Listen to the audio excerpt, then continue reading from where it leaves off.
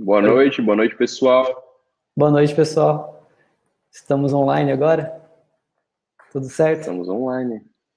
Espero que a gente esteja online, sim. Eu Ó, acho que já tivemos alguma agora, resposta, então tudo certo. agora sim. Parece que está tudo Boa certo. noite, pessoal. Boa noite. Boa noite. Agora que É, abriu o chat, tá. Que legal, que legal. Vamos lá então, pessoal.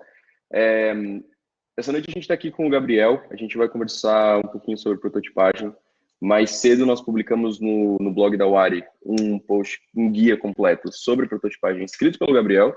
E, enfim, até mesmo para tirar algumas dúvidas, para a gente comentar um pouquinho mais sobre o assunto em si, a gente tem essa apresentação com ele, a gente tem essa discussão, essa conversa e tudo mais. É, então, deixa o chat livre o tempo inteiro para quem quiser fazer alguma pergunta, para quem quiser fazer algum comentário, assim que eu estiver olhando para lá, assim que eu ver algum comentário, alguma coisa interessante, eu falo para o Gabriel, ou se o Gabriel ler também, sem problema nenhum, a gente pode aí, interromper um pouquinho depois, fazer a pergunta em voz alta para todo mundo acompanhar o que está acontecendo, responder, enfim, ter uma discussão entre todos os envolvidos, quem está assistindo e quem está apresentando. Espero que vocês estejam vendo minha tela. Nós temos aqui uma apresentação sobre um pouco do que a gente vai conversar, algumas perguntas que eu vou estar fazendo para o Gabriel também. Então, vamos lá. Acho que é isso, né? Acho que de aham, introdução já está introdução. bom. Eu vou Então, ficar esperto aí também nos comentários do pessoal e se rolar alguma pergunta, a gente já tenta ou responder na hora ou fazer, né, um final ali de perguntas e respostas e focar só em exatamente, responder as exatamente. pessoas. Também reservamos um pouquinho para o final, para o pessoal fazer a pergunta e a gente responder, conversar, enfim. Vamos lá, então. Deixa eu... Então tá, Gabriel. Eu acho que a pergunta mais básica para a gente começar, para a gente acabar, para ser uma apresentação interessante para quem está começando e para quem já conhece, até para entender um pouco mais do ponto de vista, o que é prototipação? Então, prototipação é um pedaço do processo de design, né, de UX e de UI design. Ela geralmente ela está no meio desse processo inteiro, né? E antes dela, geralmente vem a parte de pesquisa com usuários, que você pode fazer entrevistas, o shadowing, por exemplo, que é quando você fica olhando ali observando o que aquele usuário está fazendo naquele determinado momento, né? Qual que é a rotina dele. Então tem toda essa pesquisa para você, às vezes, entender um pouco mais sobre o mercado, entender o que você vai precisar fazer, qual que é a solução que você vai conseguir dar para aquele problema. E aí sim você parte para a prototipação. E aí, depois da prototipação, geralmente também tem uma outra parte que envolve bastante os usuários, que é a parte de você testar, né? Fazer teste de usabilidade com aquele protótipo que você criou, ou se for um protótipo já mais avançado, né? Alguma coisa que já esteja funcional, você já pode fazer até algum teste AB, alguma coisa do tipo, né? Colocar ele à prova contra algum outro layout que já esteja pronto. Então, falando mais sobre o processo de prototipação em si, né? O foco dele é você criar uma solução o mais rápido possível, baseada nos insights que você teve nessa fase de pesquisa inicial. E aí, basicamente, né, existem três níveis de fidelidade de protótipos, né? E o que são esses níveis de fidelidade, né? Eles são tipo, o quão próximo que esse protótipo ele está da realidade, né? E de ser uma coisa funcional, né? Que as pessoas possam usar e não ter problema algum, assim. Então, tem os protótipos de baixa fidelidade, que geralmente são feitos só com papel, lápis e papel mesmo, sabe? Para você conseguir fazer ali o mais rápido possível e já colocar algumas ideias no papel. Depois tem a fase do meio, tem a parte dos protótipos. É uma parte que o pessoal é meio polêmica, assim, né? Pessoal, tem pessoas, designers que gostam, tem designers que não gostam, que é a parte do wireframe, né? Quando você cria os wireframes. E tem o mockup e as soluções os protótipos de alta fidelidade, que são muito mais próximos da realidade, assim, que você praticamente um screenshot do que seria a interface pronta, né? Pronta, rodando certinho, assim, né? Exatamente. E o importante desse processo, na verdade, é sempre estar envolvendo as pessoas impactadas com aquela solução e as pessoas interessadas também, né, os stakeholders.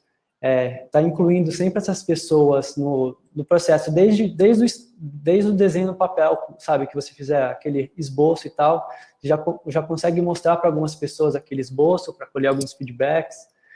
Depois, quando você passa para um wireframe, você também já consegue fazer alguns testes a mais e colher mais feedbacks. E aí, quando você passa para a versão mais finalizada, que são os mockups, você já consegue fazer realmente um teste, tipo, e colocar à prova aquela solução que você começou a criar, né? Tá, então, é uma explicação base muito boa dessas 3 etapas, e eu acho que seria muito interessante a gente entrar em detalhe em cada uma, na verdade. Então, a primeira que seria a prototipação de baixa fidelidade, fazendo pesquisa, tendo o máximo de dados possíveis do que tem que ser feito, como tem que ser feito, e lápis no papel, assim. Exatamente. Depois que você fez essas pesquisas, por exemplo, né, o shadowing, ou uma entrevista com usuários, ou até uma série de benchmarks, assim, sabe? Você ir lá, ver os concorrentes, ver o que eles estão fazendo, pegar pelo menos 3 aí desses concorrentes, estudar quais são as funcionalidades, como está sendo esse fluxo do uso da ferramenta, do fluxo de navegação. E aí você começa a pegar os pedaços principais, né, tipo, e ranquear e pegar e priorizar para você fazer o seu protótipo, ou você pode também, né, basear essas coisas, o seu primeiro protótipo aí de baixa fidelidade com as pesquisas que você fez com os usuários, né? E não tem, tipo, segredo isso, assim, as ferramentas que você usa para fazer um protótipo de baixa fidelidade é basicamente papel, caneta, não, papel, lápis, né, para você poder apagar, e a borracha. Então você pega ali, é um negócio bem informal mesmo, assim, e assim, o papel aceita tudo, né, você pode colocar ali, ir fazendo diversas versões, já mudando ali na real time, né, e fazendo as coisas já mudando, já mostrar para algumas pessoas que conseguiriam entender esse protótipo, né, na fase que ele está. Geralmente pessoas que têm conhecimento um pouco mais avançado da tecnologia conseguiriam entender, né, por exemplo, você está num time, você tem o desenvolvedor que está trabalhando com você. Você conseguiria já mostrar para esse desenvolvedor ou para um product manager, ou para um stakeholder que já entende sobre tecnologia, entende sobre o produto, só esse esboço você já conseguiria colher uns feedbacks bem legais, assim, né? Tipo, isso não está legal, eu acho que isso deveria ser priorizado em cima dessa outra coisa, esse fluxo está quebrado, está faltando uma parte. Então, desenha como que seria esse pedaço desse fluxo. Então, é basicamente isso, assim, não tem muito segredo na prototipação de baixa fidelidade. E o legal disso é que ela também é muito aberta, né? Não necessariamente só designers poderiam fazer, né? Alguém que seja um profissional nessa área poderia fazer esse tipo de protótipo, né? Na verdade, qualquer pessoa que tenha uma noção básica assim poderia contribuir, né? O gerente de produto, os próprios desenvolvedores, o pessoal de marketing, o pessoal de suporte, sabe? Ou até mesmo o seu próprio usuário. Isso é bastante usado nesses design sprints, né? Nessa fase inicial, assim, todo mundo desenha junto no papel, depois o designer pega ali só para compilar, né, as coisas que foram feitas e seguir o caminho, né, o melhor caminho possível, né. E não Entendi. precisa ter dó, assim, nessa fase você não precisa ter dó, você pode simplesmente rasgar o papel e começar de novo, assim, amassar, jogar no lixo e começar de novo. Até porque é muito fácil, né, de, querendo ou não, fazer alguma coisa, mudar, trocar tamanho, trocar espaçamento, trocar tudo isso, assim, né? Muito mais Aham. fácil do E até que, querendo ou não, mesmo, editar um mockup, editar alguma coisa final, assim, né? aham. O trabalho que você tem para mudar um desenho feito no papel é muito menor do que um trabalho que você tem para mudar um wireframe ou você mudar, por exemplo, já um mockup já bem mais refinado, né? Porque ali você não você já investiu mais tempo para poder criar os componentes, escolher, por exemplo, as cores, o texto, Uhum. aí você às vezes já começa a engessar um pouco o processo, né? Começa a ficar um pouco mais difícil de você mudar.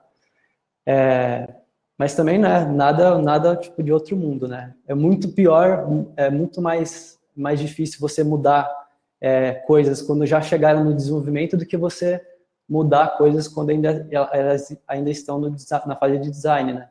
Quando você está prototipando nas Claro, claro. ferramentas de design e tal, é muito mais fácil, enfim, pelo menos umas 3 vezes mais rápido você mudar ali no seu mockup do que você, tipo, lançar a funcionalidade desenvolvida, né, com programação e tudo mais, e depois ter que mudar. Então, esse também é uma das grandes vantagens de você fazer esse processo de prototipação antes de desenvolver alguma coisa efetivamente, né? Você Sim, pode com certeza. É o validar que uma muito série de programador reclama, questões. assim, né? Exatamente. Você Quando recebe um mockup, e depois de 2 semanas, não, a gente vai ter que mudar, passar isso daqui para baixo, vai ter que fazer um monte de coisa, e daí todo mundo fica.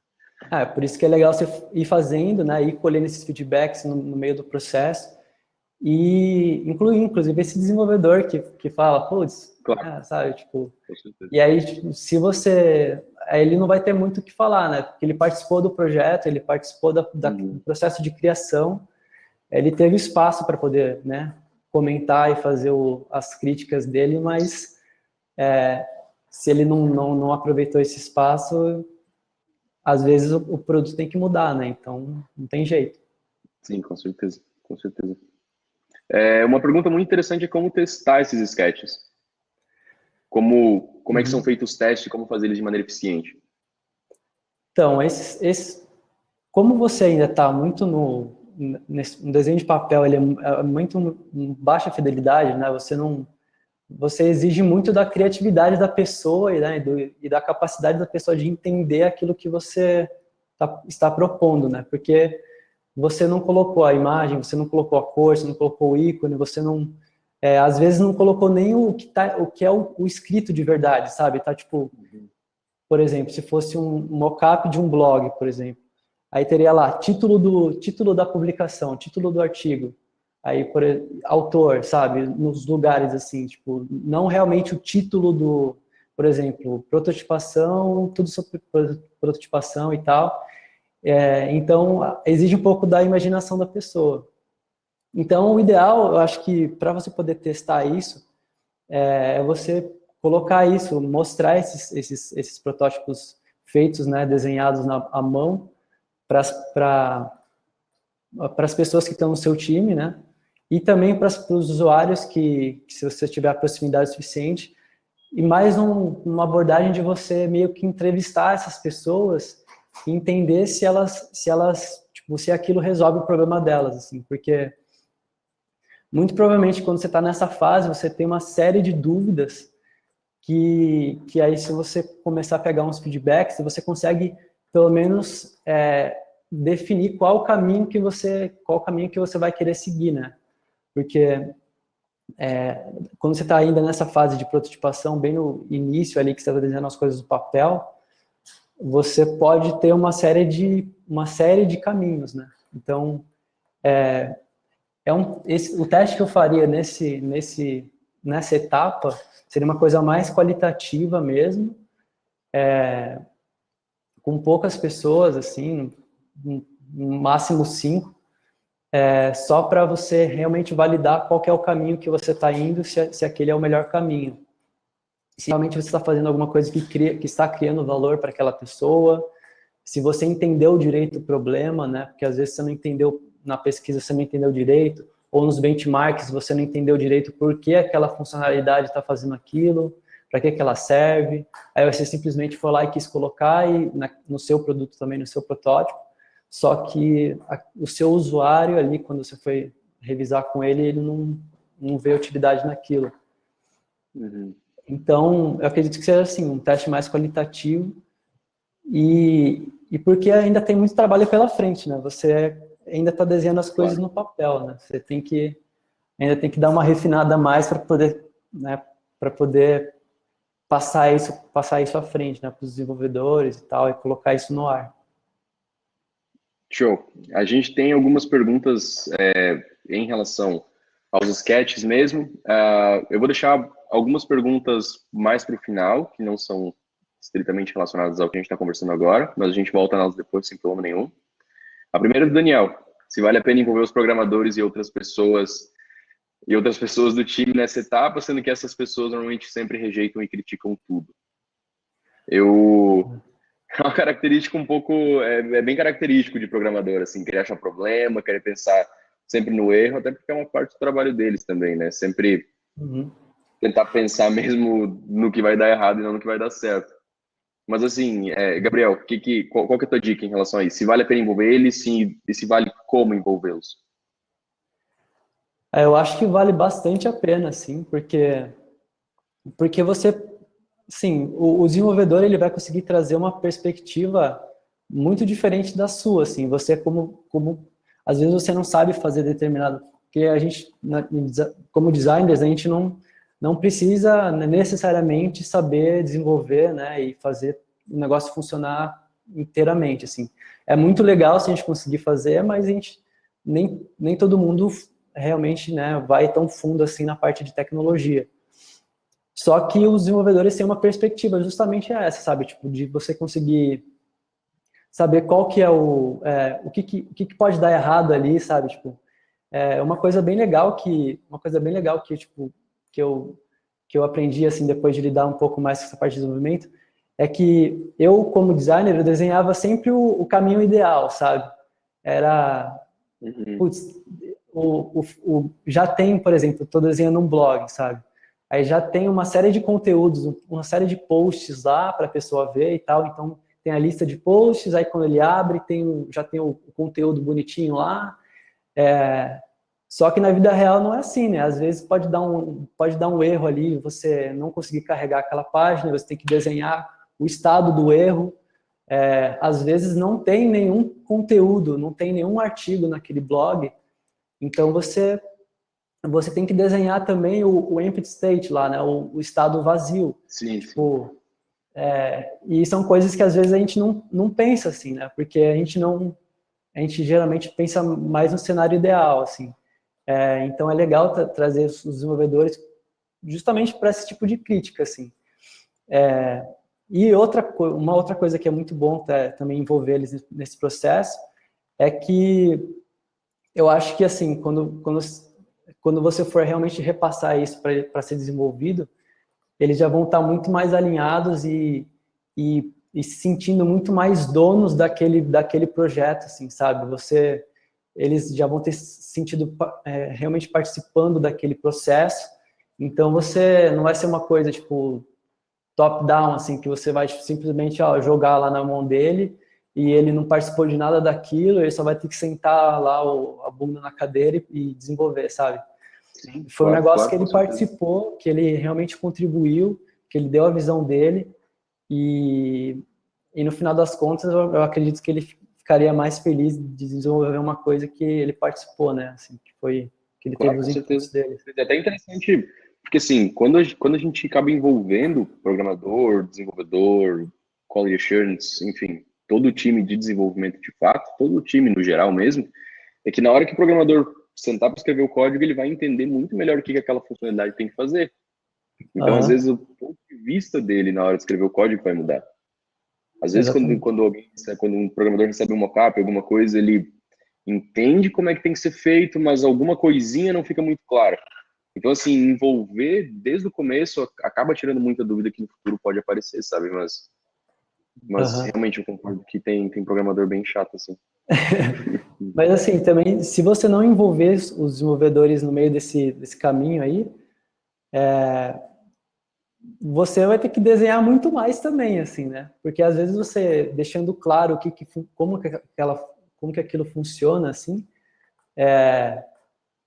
você não vai precisar desenhar todas as micro interações, sabe? Tipo, se você clicar aqui vai acontecer um hover e tal, que depois Uhum, vai clicar nesse botão que vai fazer tal coisa, que vai ter esse loading stage, sabe? Tipo, então, às vezes você consegue poupar até um pouco todos esses quebradinhos, assim, dessas micro interações que você claro. teria que fazer, e aí você acaba ganhando tempo também, ainda mais quando você está um time enxuto, né? Um time pequeno de produto, que tem ali um tempo limitado, que você vai estar se dividindo ali como designer, você vai ter que se dividir entre fazer coisas de produto e às vezes fazer coisas de marketing também, porque, sabe, às vezes não tem uma pessoa que saiba mexer nas Sim, ferramentas, você vai precisar sim, criar alguma coisa e tal. Então, às vezes, você consegue poupar um pouco do seu tempo só com essa questão desse alinhamento, sabe?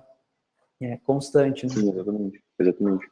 O Marcelo fez uma pergunta bem interessante também, se é necessário que a pessoa que a gente apresente o projeto para adquirir o feedback dela tenha total entendimento do assunto ou do negócio.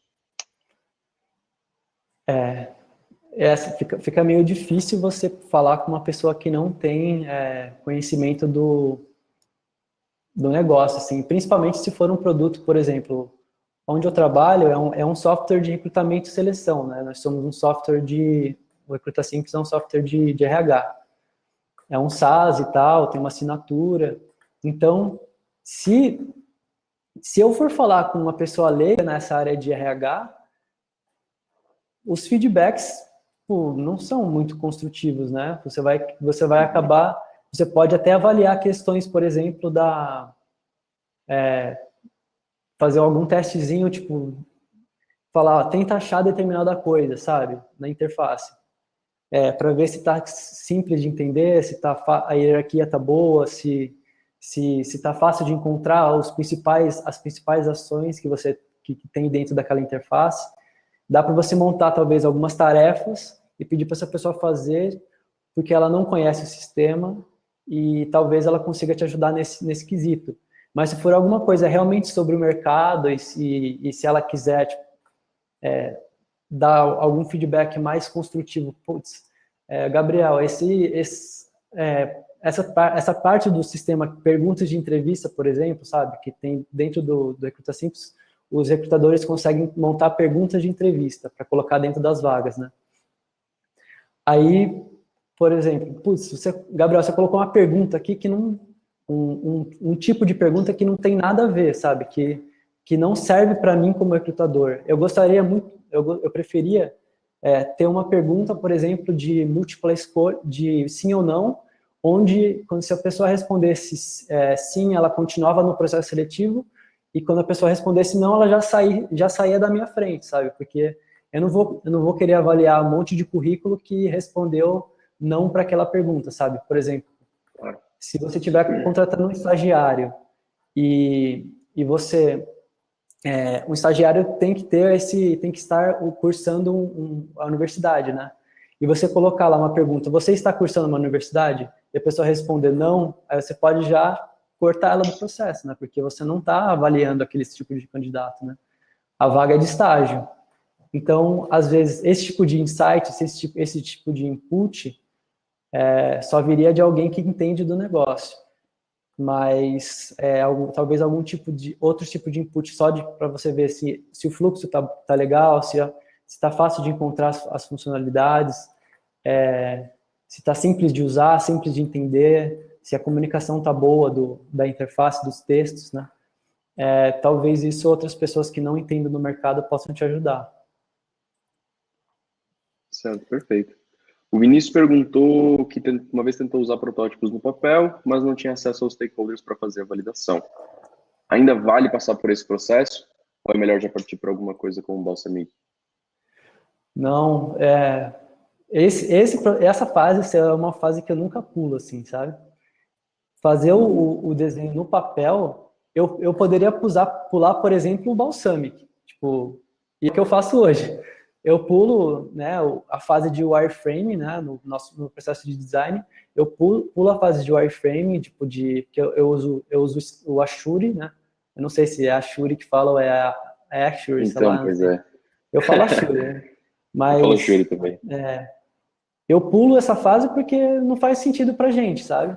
Eu já desenho primeiro no papel para ter clareza do que eu estou fazendo, para estruturar as coisas, começar a desenhar um negócio bem, de uma forma bem, tipo, um esboço mesmo, né? Ó, você pode voltar naquele da outro slide? Claro, claro. É que tem um exemplo, assim, é bem legal, assim, tipo, porque ali esse desenho, ele representa bem o que é um protótipo de baixa fidelidade. Às vezes você não precisa nem colocar, tá vendo que tem aqueles risquinhos e tal, tem os X's ali, tipo, que são placeholders, são coisas que você ainda não precisou pensar ainda, sabe? Tipo, você não vai precisar colocar o nome de cada um dos itens, tipo, desenhar alguma coisa de imagem. A fidelidade disso é muito baixa, é só para você realmente começar a esboçar as ideias e ver se você está indo no caminho certo, né? Uhum. Colocar as coisas no lugar, né? Falar, putz, a barra superior tem que ficar ali, dentro da barra superior tem que ter um negócio de busca, tem que ter um botão para você conseguir comprar alguma coisa. Aí os itens vão ser listados assim, vão ter três itens por linha. As categorias vão ficar do lado, né, como se fosse um e-commerce, né? E aí embaixo vai ter o footer, aí tipo, geralmente o footer você só faz o xão lá, porque o footer é meio que tipo padrão, né? Vai ter ali Exatamente. as informações sobre a empresa, as principais páginas, os links ali para você poder navegar na forma mais rápida e o logo da empresa, sabe? Então, às vezes você nem precisa pensar nesse tipo de coisa nesse momento, né? É mais para você começar a estruturar as ideias assim, e, tipo, Sim, e exatamente. você ter a clareza do que você está fazendo, né? Exatamente, entender se as categorias fazem sentido aqui ao lado, entender se é interessante usar um quadrado assim que destaca bastante a imagem, se não é, as categorias aqui em cima estão boas, fazer todo esse tipo de avaliação mesmo na hora Uhum. na ponta do lápis para ver se faz sentido, assim. Exatamente isso. Às vezes você fala, putz, não achei legal ali colocar os cards dessa forma, que tem a imagem Uhum. e o conteúdo ali. Aí você pode falar, por exemplo, fazer uma lista, como se fosse uma tabela, sabe? Às vezes, para o seu usuário, aquilo ocupa menos espaço, então ele vai conseguir ver mais itens. A imagem não é uma coisa tão importante para ele, então você consegue deixá-la menor. E aí, dessa forma, ele consegue consumir as informações mais rápido, entendeu? E tomar a decisão mais rápido, encontrar as coisas que ele precisa mais rápido. Então, esse tipo de experimentação você pode fazer muito, muito rápido dentro tipo, fazendo esses rabiscos no papel, sabe? Sim, exatamente, exatamente. O Gustavo perguntou se os wireframes de baixa fidelidade são válidos quando feitos em softwares como Sketch, ou é muito mais válido quando feitos no papel. O que tu acha, Gabriel? Ah, é que eu acho que deu uma misturada nos nomes aí, não sei. Tipo, wireframes, Os sketches, no caso, né? eu chamo wireframe que a gente ainda vai falar sobre isso, né? Mas wireframe é Sim, sim. quando você já usa uma ferramenta para poder fazer aquela versão 2.0 do seu esboço, né? Feito em papel. E o Sketch, o software Sketch, ele pode ser usado para fazer o wireframe, né? Tipo, de média fidelidade, mas ele na maioria dos casos ele é usado para fazer o protótipo de alta fidelidade, que aí você vai pensar em coisas como cores, tipografia, imagens, você já vai colocar todas as coisas no lugar, assim. Então, deixa eu ver. Software. É que o nome do programa também não ajuda muito, né? Ainda mais quando a gente está falando É, disso. é porque a palavra em inglês, esboço em inglês é sketch também, né? Tipo, aí Sim, exatamente, exatamente. não ajuda muito. Mas assim, antes de mais nada, fazer isso no papel e lápis, né? Para você ter clareza do que está fazendo.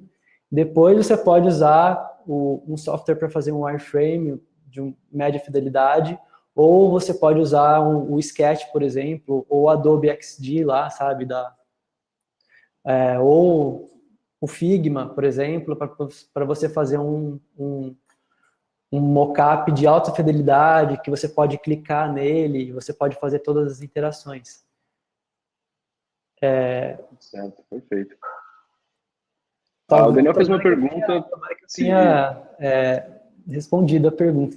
É que Então, exatamente, eu exatamente. acabei Mas de... qualquer coisa, comentem no chat também, que a gente está lendo toda hora, não tem problema. Uhum. O Daniel fez uma pergunta se você usa post-it em rascunhos. Tem algum exemplo de uso de post-its nesse processo? Isso é uma pergunta interessante, assim, em relação a até mesmo a fidelidade entre tela, papel, como é que é feito isso, assim? Eu não costumo usar, assim. Eu já vi algumas, né, outras vídeos do pessoal do Google, sabe? Tipo, explicando sobre o processo de prototipação também. Aí o pessoal usa os post-its para poder até fazer algumas interaçõezinhas ali com os post-its. Mas eu, geralmente, eu coloco só o papel e a caneta mesmo, papel e lápis, né, para poder apagar. E desenho ali para conseguir fazer só essa primeira versão, começar a esboçar as ideias assim, colocar no papel e, e aí quando eu precisar colocar mais camadas de, de fidelidade e de refinamento, aí eu vou colocando com algumas ferramentas assim. Mas o post-it eu realmente não uso. Você já viu alguma aplicação dessas, assim, tipo de post-it? Ou você usa, Roberto? Você está perguntando para mim ou para o Daniel? Não, é para você. Para mim, não. Eu não uso. Eu gosto de querer não ter uma tela que seja um pouco fiel assim ao que vai, a um papel que vai ser fiel ao que eu imagino que vai ser a tela, até para ter um pouco de noção de espaçamento, ter um pouco de noção de Uhum. densidade de informação para aquele aparelho, assim. Então eu acabo pegando o papel mesmo e vou fazendo os desenhos ali. Eu achei muito legal que nesse exemplo aqui específico, que foi um exemplo que o Gabriel fez, por sinal, o navegador em si é impresso no papel já, né? Exatamente. Eu vou ver se eu acho aqui o link do. Tem um site que tem vários templates, assim, sabe? Tem o navegador do browser, tem o navegador do celular, sabe? Tem, tipo, 3 celulares, assim, não, 4 celulares numa folha só. Então, se você quiser, você pode imprimir isso. Tem coisa que tem pontilhadinho, assim, sabe? Para você poder fazer Que tem uns milimetricamente pontinhos, sim. o seu sketch, né? O seu esboço. Ou pode ser livre, né? Para não ser um canvas branco ali, para você colocar para você desenhar, tipo, a mão livre, assim. Na verdade, eu não sei se eu vou conseguir achar agora, mas O Marcel tá querendo esse template. são Pessoal, a gente vai compartilhar depois o link do webinar e, enfim, Facebook, Twitter, a gente disponibiliza tá, o template. tá Gabriel, escrito tu não ali, devia ter tá falado vendo? isso assim com tanto, tu não devia ter vendido tão bem essa ideia que agora o pessoal tá querendo, né? Tá vendo? E debaixo da lapiseira ali tem o nome da marca, mas eu já não consigo ver. Deixa eu ver se eu acho que Browser Grid, não é o nome da marca, não, Putz, então não ela vai tá nos salvar embaixo, agora. putz. Ela tá embaixo onde eu Eu cortei. acho que eu sei. Onde eu Eu acho, cortei. eu acho que eu sei o que você está falando. Eu comecei a procurar para comprar um que tinha também uma placa de metal com os iconezinhos assim para poder desenhar em cima e ficar com uma estrelinha perfeita, ficar com uma flechinha perfeita, enfim. Eu vou tentar achar depois, a gente posta Facebook, Twitter, a gente posta até mesmo no próprio vídeo do YouTube o link para esse exemplo. Então não se preocupem, a gente vai achar com certeza. Depois dessa venda que o Gabriel fez, não tem como não achar também. Porque é bem mais. Fica bem mais bonitinho, assim, né? O seu esboço, né? Você ter o templatezinho do browser ou do celular, né? Ainda mais se for do celular. Se você for desenhar alguma interface para mobile, né? Aí é bem mais útil esses templates. Mas eu vou achar, aí eu mando para vocês. Fechou então. Aproveitando a pergunta do Luiz, então, que na verdade é uma pergunta um pouco mais do começo ao fim, mas, enfim, fazendo uma pequena modificação, qual a métrica que você utiliza para determinar quando passar de um protótipo de baixa fidelidade para, no nosso caso agora, para uma prototipação de média fidelidade? Quando ele diz, não, chega, tá bom, tá ótimo, e vamos para a próxima. Então, quando você já tiver desenhado, por exemplo, você está desenhando um fluxo de login, por exemplo, não sei, é um exemplo meio ruim, mas beleza. Aí você começa a desenhar ali no lápis de papel, e aí você desenha, tipo, primeiro a tela de login em si, depois a tela talvez o fluxo de esquecer minha senha, o fluxo de cadastro, e aí você começa a desenhar as ramificações, né? E aí beleza, aí você já tem esses desenhos e todas as pontas do fluxo que você precisa desenhar, e aí você mostrando para os stakeholders ou para alguns usuários, você já poderia colher alguns feedbacks sobre aquilo, ver se não tem nada tipo quebradaço assim, sabe? Putz, isso está impossível de usar, está muito difícil de entender esse fluxo, que eu acho que não vai ser uma coisa, vai ser difícil de você fazer alguma coisa desse tipo com fluxo de login, mas assim, tá, a partir do momento que você já conversou com alguém e alguém já deu algum feedback, sabe, já começou a dar um feedback, você já fez um outro rabisco, sabe, putz, o Gabriel falou um negócio legal aqui, já vou mudar essa tela aqui, porque não está claro o suficiente, o texto dela não está claro o suficiente, ou o fluxo não está claro o suficiente, você vai e refaz aquilo. E, tipo, o sketch você pode abandonar, os seus, né, o sketch tem que me policiar. O esboço. Os esboços, você tipo, já pode largar rápido, assim, tipo, você não precisa ficar se prendendo muito tempo aquilo, assim, porque a partir do momento que já conversou com alguém, já começou, já esclareceu, já colheu alguns feedbacks, você já pode passar para a próxima fase, que é colocar esses seus esboços em alguma ferramenta que você consiga montar a interface de uma forma mais complexa, né? Pode ser o Ashuri, pode ser o Basalk, que chama, né? Pode ser o Xpin, pode ser o Sketch, entendeu? Então você vai meio que passar a limpo esses esboços e o ideal é que você não gaste muito tempo, assim. Coisa de, tipo, menos do que dias, assim, sabe? Às vezes horas, assim, tipo, se for uma coisa pequena, assim, você desenha primeiro no lápis de papel, já pode passar para o seu software, né, tipo, a sua ferramenta de prototipação, uma forma bem rápida, assim. Mas mesmo sendo rápida, eu reforço que é muito importante você desenhar, tipo, começar pelo papel, sabe?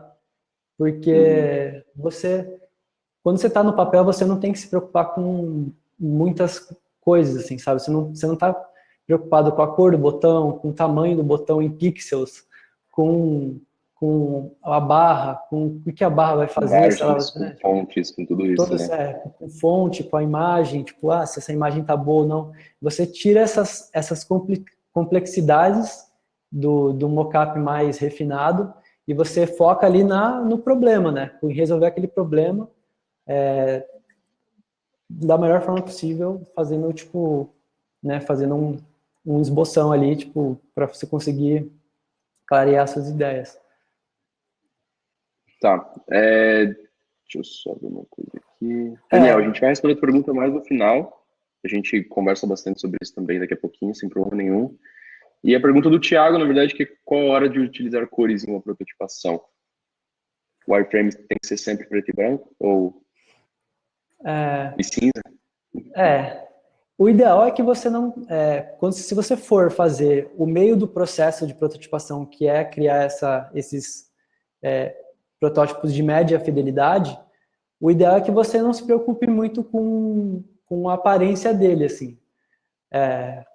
eu falo assim, tipo, quando eu faço o wireframe, quanto mais feio, melhor, assim. E quanto mais rápido de fazer, melhor também. Tipo, é como se eu estivesse passando como se eu estivesse passando os esboços que eu fiz no papel pro Ashuri, por exemplo, ou pro Basalchemy. Então, ou pro Xpin. Então, você começa, tipo, só arrastar as coisas, e você não precisa, por exemplo, colocar uma imagem no lugar da imagem, que nem esse exemplo que tem aqui. É aquele mesmo esboço que eu coloquei que tem no slide passado, naquele exemplo, só que, por exemplo, o logo ele ainda está ali como um placeholder, ele não tem o logo da empresa de verdade. O botão, ele também não tem um estilo muito definido, ele só está, tipo, para ser óbvio que ele é um botão. Os links, ele já tem a corzinha do link para até dar para saber que é uma coisa clicável. Só que também não tem as imagens dos produtos, não tem Os nomes, não tem os preço, nomes né? certinhos, assim, os preços. Então, não é necessário, tipo, você colocar esse nível de detalhes quando você está fazendo um wireframe ainda, né? Mas nada te impede também, se você quiser fazer. Porque Exatamente. a maioria das ferramentas que você consegue criar wireframes, você também consegue colocar um nível de fidelidade bem alto nelas. Só que elas não são as melhores ferramentas para fazer isso.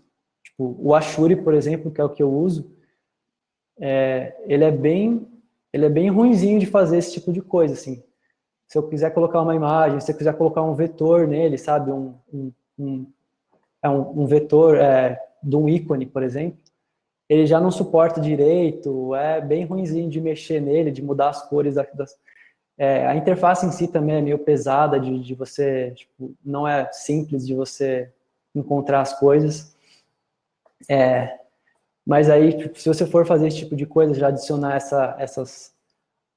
as cores, o estilo dos botões, a barra, tudo mais, você, tipo, é bem mais fácil você usar, por exemplo, o Sketch, né, ou o Adobe XD, ou o Figma, que são ferramentas que já aceitam vetores, né, que você pode criar componentes, que você pode reutilizar esses componentes dentro do seu próprio arquivo, né? No Sketch você Sim. pode criar os símbolos. Eu nunca usei o Adobe XD, mas muito provavelmente você também consegue fazer uma coisa parecida, né? O comentário do Will é bem interessante, assim, que quando, sem contar que colocar cores no wireframe pode confundir o cliente ou os stakeholders de que é uma versão final do design. E, querendo ou não, é verdade, assim, quanto mais cuidado, quanto mais trabalho em cima do wireframe, tem que cuidar para não começar a fazer mockup, assim, né? Uhum. Então, Exatamente. Se você começar a colocar muita... cada um tem, tipo, um objetivo, assim, né? Tipo, o wireframe, o objetivo dele é validar, por exemplo, o fluxo de navegação que você tem dentro da interface, porque você consegue colocar os links entre as telas dentro do Ashuri ou desses outros softwares de criar wireframes. Validar, às vezes, também o texto, você já pode, quando você está desenhando o wireframe, você já pode colocar o texto certo, né? Tipo, até porque você já tem mais espaço, né? Geralmente, quando eu estou desenhando no papel e lápis, a minha letra começa, tipo, é meio grande, aí eu não consigo escrever tudo que eu gostaria de escrever, sabe? Só que dentro de uma ferramenta de wireframe, eu já consigo escrever o texto inteiro, sabe? E não vai ficar quebrado, né? Porque tem espaço e eu estou digitando no computador, né? Não estou escrevendo sim, sim, com a exatamente. minha letra, né? Tipo, e num espaço limitado. Que é a folha de papel. Então, é legal mesmo, assim, você não confundir, assim, e também não para você não confundir as pessoas e também não gastar muito tempo fazendo esses wireframe, porque geralmente o wireframe não é o entregável final. Você você geralmente vai ter que refinar ele mais ainda para algum desenvolvedor conseguir usar e pegar aquele layout que você fez e codificar aquilo, né? Porque como que, por Sim, exemplo, sim. como que um desenvolvedor vai pegar esse exemplo de wireframe que está aí na tela e, e saber, tipo, que na verdade você queria que cada um desses cards tivesse borda arredondada, sabe? Sendo que você não especificou isso, ou que os links, na verdade, não seriam azuis, seriam, tipo, de outra cor, sabe? Mas você, tipo, não está pensando nesse tipo de coisa nesse momento, né? Tá, eu tenho duas Mas, perguntas nesse momento, até aproveitando que comentou dos desenvolvedores. ah, Como que são feitos os testes em cima de um wireframe? No sentido de que envolve as mesmas pessoas que envolveriam um esboço? Ah, como que tu visualiza isso? então, com o wireframe você já conseguiria colocar mais, você exige menos da imaginação das pessoas, então você poderia já colocar ele à prova aí, colocar ele em teste com usuários tipo, reais, né? Pessoas que não seria tão arriscado, né? Você já colocar, fazer, por exemplo, um teste de usabilidade com esses wireframes, assim. Porque apesar de estar tosco, né? De estar meio, tipo, meio Feito nas feião, coxas, assim, assim. né? Meio estranho, Então. a pessoa já dá para você, né, escrever, por exemplo, uma tarefa ali e pedir para a pessoa executar aquela tarefa, porque já tem os links entre as páginas, então a pessoa consegue clicar no botão de comprar um produto, por exemplo, clicar no card do produto para conseguir abrir os detalhes daquele produto, consegue fazer todas as interações que você quer que ela faça, entendeu? Então você já consegue validar a questão tipo de fluxo de navegação, do conteúdo da interface, tipo, deixa eu ver, tem mais, eu tinha anotado um pouco mais coisas assim que você consegue testar. Hum, a hierarquia da informação também, que é bem importante, né? Por exemplo, isso tá à direita, por exemplo, o menu lateral ele está à direita porque eu quero que ele tenha, por exemplo, que ele seja lido primeiro, porque a nossa ordem de leitura, tipo, da esquerda para a direita, né, tipo um F, né, a gente vai fazendo um escaneamento da página e tal. Então eu quero que ele fique nessa posição por causa disso. E aí você pode tipo testar se você colocando esse menu lateral nessa posição, as pessoas realmente estão achando mais fácil e tipo você não precisaria mudar de lugar, por exemplo. Então, e os resultados desse desse teste que você faz com os usuários e com outros stakeholders em cima desses wireframes já um pouco mais refinados, é que você vai ter uma estrutura muito sólida para você, a partir daí você conseguir colocar uma outra camada de fidelidade, né, em cima desses wireframes, colocar as cores, as imagens, a tipografia, tudo certinho, e evitar o seu retrabalho, assim. Esses wireframes, eles são legais porque eles acabam evitando o retrabalho dentro do próprio design, assim, né? Porque você faz ali uma estrutura robusta, já testa ela, tipo, e aí quando você for passar isso para o mockup, você já sabe que aquele, que aquele menu lateral ele não vai sair dali, e ele vai se parecer com aquilo que você desenhou no wireframe.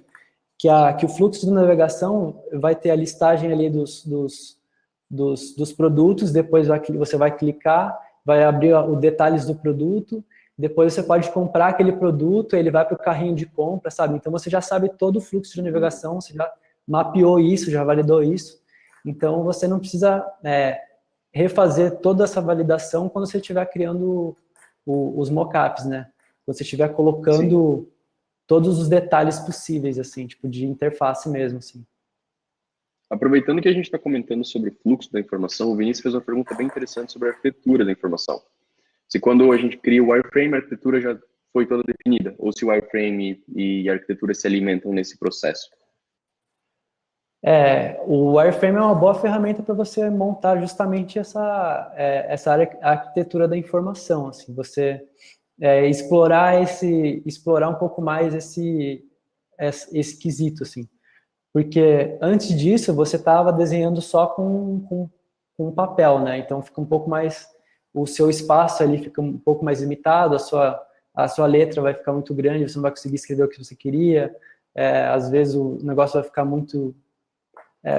você tem que ter a habilidade de desenho para poder conseguir fazer um esboço legal, assim.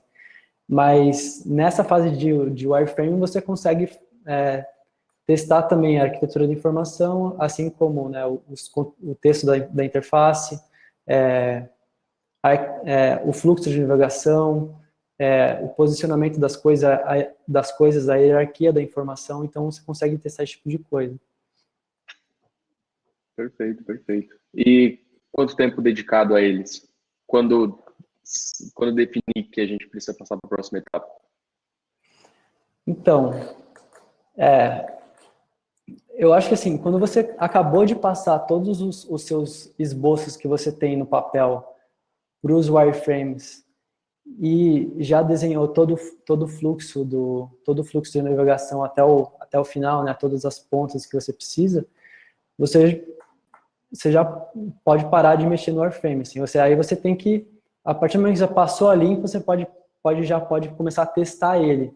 Depois que você testar ele, provavelmente você vai ter que ter alguma rodada de alterações, né, e ajustes. E a partir daí, a partir dos ajustes que você tiver dentro dos wireframes, você já pode passar para a próxima fase. Assim, não tem muito, também não necessariamente você precisar gastar muito tempo nessa parte, assim, porque como eu comentei, essa fase do processo é intermediária, né?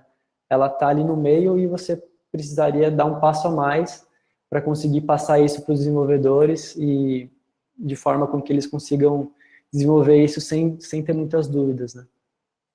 Sim, sim. Gabriel, uma dúvida que ficou na minha cabeça aqui, a outra pergunta que eu tinha para te fazer.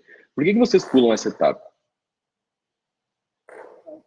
Porque a gente pula no Recruta Simples?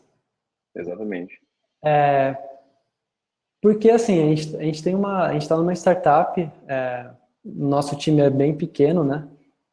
Nós temos, o time de produto inteiro tem 4 pessoas, então, assim, para poder prototipar as coisas mais rápido, eu acabo pulando essa fase intermediária, porque eu sempre faço a parte eu faço sempre essa parte de esboços, depois eu faço direto no Sketch.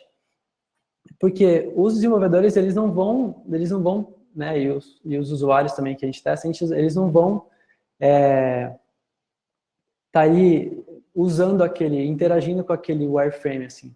É muito mais rápido e prático, até porque eu já deixei todos desenhados os componentes no Sketch, os símbolos, então é muito mais rápido eu só, tipo, ir arrastando os símbolos e montando o meu mockup dentro do Sketch do que fazer um wireframe depois para fazer o mockup, sabe? Então eu acho que assim, não é uma coisa, essa fase intermediária eu não vejo como necessária, assim. Ainda mais quando você tem os seus recursos de tempo, assim, limitados, assim. Sim, com certeza. Vamos lá, então. Passando para a próxima e última fase, a prototipação de alta fidelidade. Que aí sim as coisas começam a ficar bonitas de verdade, assim, né? Exatamente. E aí sim dá vontade de usar o produto. Isso, E clicar em tudo.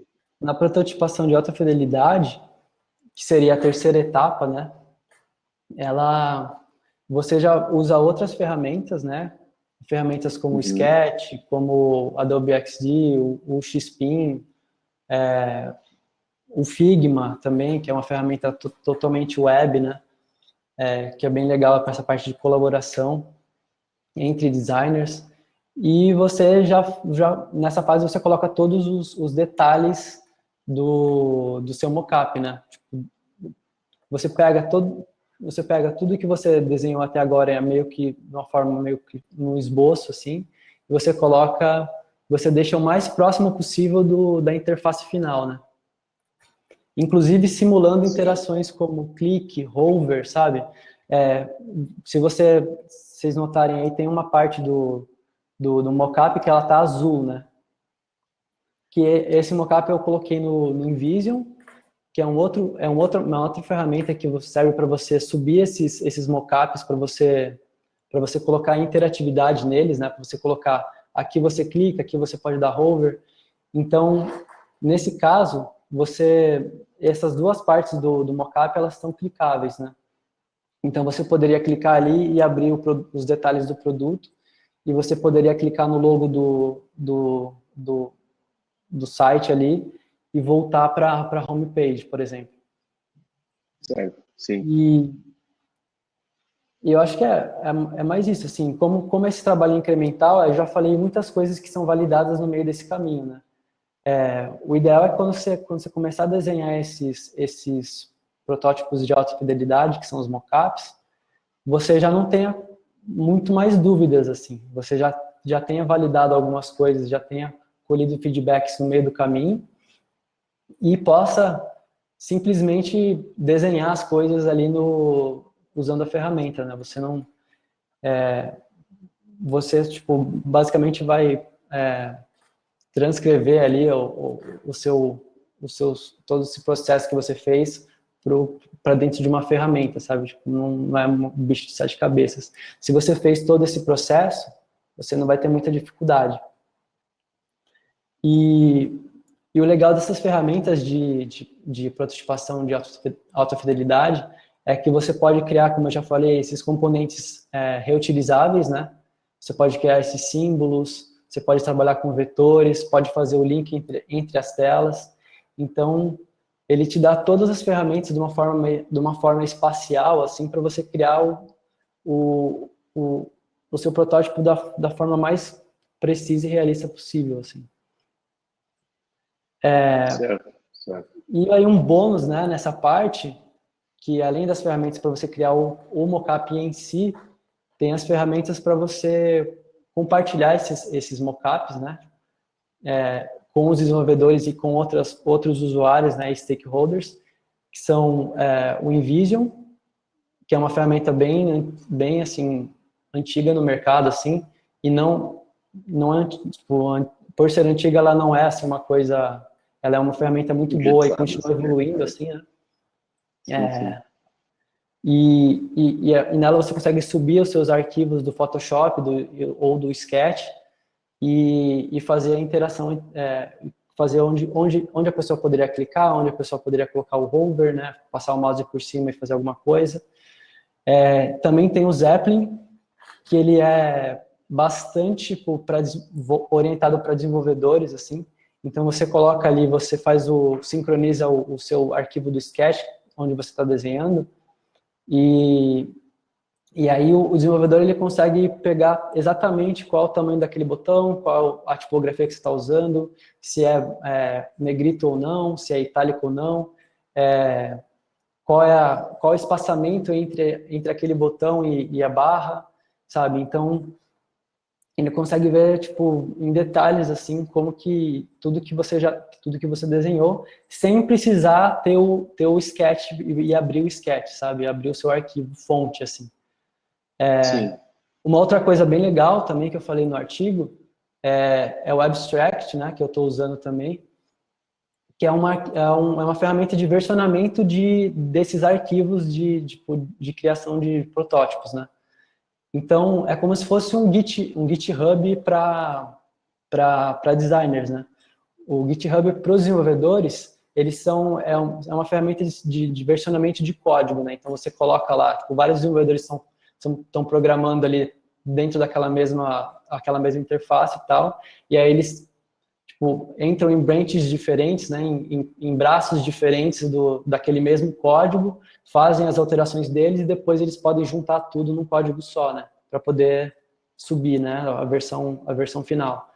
Para os designers é a mesma coisa. Se você estiver trabalhando numa equipe que tem mais de um designer, uma ferramenta dessas começa a ficar muito útil, assim, porque você pode estar mexendo na mesma tela que o outro designer está mexendo, só que vocês têm que alinhar isso, né? Vocês não vão conseguir, tipo, você tem que manter um arquivo só consistente, né? Então, com o Abstract você consegue fazer todo esse histórico desse arquivo, fazer essas branches, né, que são os braços, né? Putz, eu vou fazer uma branch para mim porque eu vou fazer um determinado fluxo, e o outro designer vai fazer uma branch para ele porque ele vai fazer um outro determinado fluxo.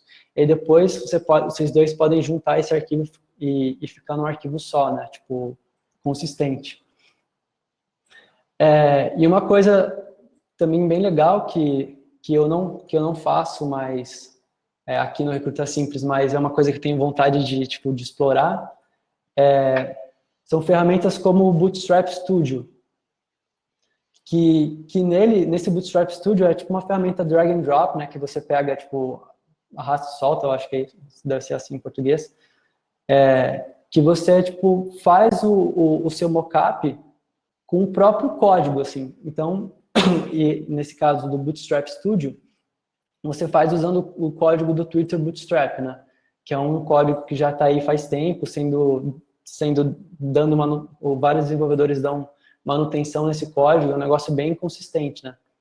Então, você pode usar essa ferramenta para fazer o seu mockup e dessa forma fica muito mais, ele fica muito mais próximo da realidade, né? Porque as pessoas podem clicar e realmente vai ter o efeito do botão, elas vão passar para aquela outra página, vai ter o tempo de carregamento. Você pode, se você quiser chegar nesse nível de detalhe, você pode até colocar informações reais ali na sua interface, sabe? Alimentar a sua interface com informações reais daquele, por exemplo, se você estiver fazendo um blog de novo, né? Você pode pegar do banco de dados e já colocar, aí você vai precisar da ajuda de um desenvolvedor, né? Mas você pode pegar do banco de dados e já carregar os artigos legais, bonitinho assim, sabe? Então você consegue fazer consequentemente ali depois um teste de usabilidade que a pessoa nem vai perceber que ela não está usando a ferramenta que será o produto final, né? Ela vai estar usando o negócio funcional já, a versão final, e você e aí você vai conseguir colher feedbacks muito melhores, né? Claro. Passamos já de 1 hora e 2 minutos agora. Então, para concluir, eu só queria passar rapidamente por algumas perguntas que foram feitas um pouquinho mais cedo, só para a gente discutir rapidamente mesmo, para não deixar ninguém falando sozinho aqui no chat. O Alan perguntou se é preciso saber programar. Nesse último caso específico, seria bom, ajuda muito, mas, no geral, Gabriel, qual que é a tua visão, assim? Designers precisam saber escrever código? Uma pergunta muito comum, né? Então, não, assim, são profissões, assim, diferentes. Que nem eu acho que até comentei no começo do webinar, né? Que você, como designer, você tem que ter uma cabeça diferente da do desenvolvedor, né? Você tem que projetar aquela experiência, você tem que fazer esses testes, sabe? Não é legal você pular essas fases, né? Você pular, por exemplo, o desenho feito em papel e lápis e já querer fazer isso já direto no código, sabe? Porque é isso que você acaba, né? Você acaba se encontrando ali com o próprio trabalho do desenvolvedor, né? São funções diferentes. Eu gosto, até para alguns clientes de consultoria, assim, tipo, né, de projetos de UX, eu gosto, que são mais leigos, eu gosto de fazer essa comparação entre arquiteto de engenharia civil e engenheiro civil, né? São duas profissões, né? Duas coisas diferentes, assim. Um arquiteto ali, ele tem que saber realmente todos os detalhes sobre o material, saber como coordenar aquela obra para, tipo, deixar um negócio sólido, tipo, sabe, funcionando. Todas as minúcias, todos os detalhes para você fazer por exemplo, aquele prédio ali ficar em pé e, tipo, e não, sabe, e não tem nenhum problema.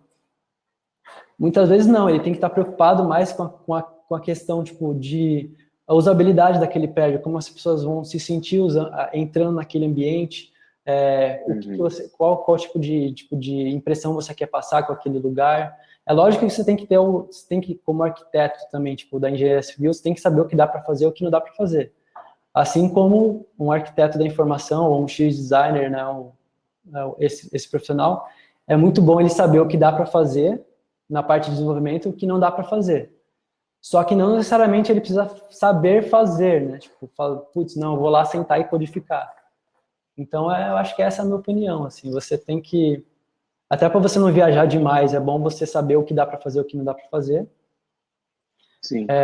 Só que você não precisa necessariamente fazer, sabe? Tipo, porque tem outras Exatamente. pessoas que sabem que estudaram muito mais do que você, que já são, tipo, tem muito mais experiência que você, justamente nessa área de desenvolvimento, assim. E aproveitando Então, que a gente está falando da diferença entre esses dois cargos, o Daniel fez uma pergunta bem interessante também, que dentro da realidade, designers UX, designers UI deveriam ter suas responsabilidades bem divididas? Ou é natural e aceitável que designers UX façam testes AB, wireframes, pesquisas com usuários? então, essa divisão entre UI designer e o UX designer, aí eu já talvez não concorde tanto, assim. Porque justamente eu sou, tipo, ainda mais por causa que é uma equipe pequena, eu tenho que fazer tudo, assim, não tem, sabe? Não tem muito espaço para você pegar ali e falar, não, eu vou fazer só a pesquisa e aí depois eu vou passar para alguém, porque não tem esse alguém para poder Sim. fazer para você, né? Então, eu acho legal você, como designer, saber como funciona o processo inteiro, assim, sabe? Desde a pesquisa, tipo, antes de você começar a prototipação de alguma coisa, até você prototipar, até você depois testar esse protótipo que você fez. Então, você sabendo o processo inteiro, você, tipo, acaba sendo um profissional mais versátil, assim, né? Você consegue se encaixar em diversas situações ali e resolver vários problemas de design. Mas quando você já tem uma equipe um pouco maior, né, e tem a possibilidade de departamentalizar essas coisas, talvez faça sentido, assim. Mas o que eu tenho visto bastante são empresas maiores, que têm uma estrutura maior, que têm mais recursos em termos de pessoas, e que mesmo assim continuam com esse designer que é, tipo, eu acho que eu acho que é assim que fala, né, o designer full stack, né, que é o cara que sabe fazer desde o X, o Y, sabe, o processo inteiro. Então, mesmo com essa estrutura toda, por exemplo, Spotify, sabe, eles têm estruturas menores dentro da própria estrutura grande da empresa, que são os squads, né, são os times um time multidisciplinar de pessoas de produto, né, um designer, 2 programadores, uma pessoa de marketing, sabe? Tem um time ali que é multidisciplinar e conciso ali dentro do que precisa para ser feito no produto. É um product manager, né, para você poder gerenciar essas pessoas e tal. E acaba que o designer dentro dessa equipe pequena, ele tem que fazer tudo, né? Porque ele acaba sendo tipo, como se fosse eu dentro da minha startup hoje, que tem 10 pessoas no total, sabe? E é bem Então, comum, na verdade, né? eu acredito que você não precisa, tipo, não precisa se limitar assim, a você fazer só o X e só o Y. Assim. Quanto mais processos de design você conseguir aprender e se desenvolver e tipo, se desafiar, assim, eu acho melhor. Show.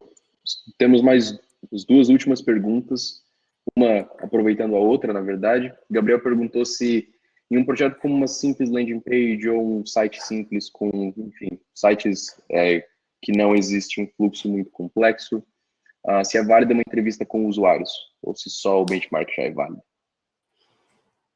Ah, é uma pergunta complicada, assim, tipo, porque eu posso me comprometer aqui. Mas, por exemplo, eu acredito que para fazer uma landing page, assim, tipo, por exemplo, uma landing page,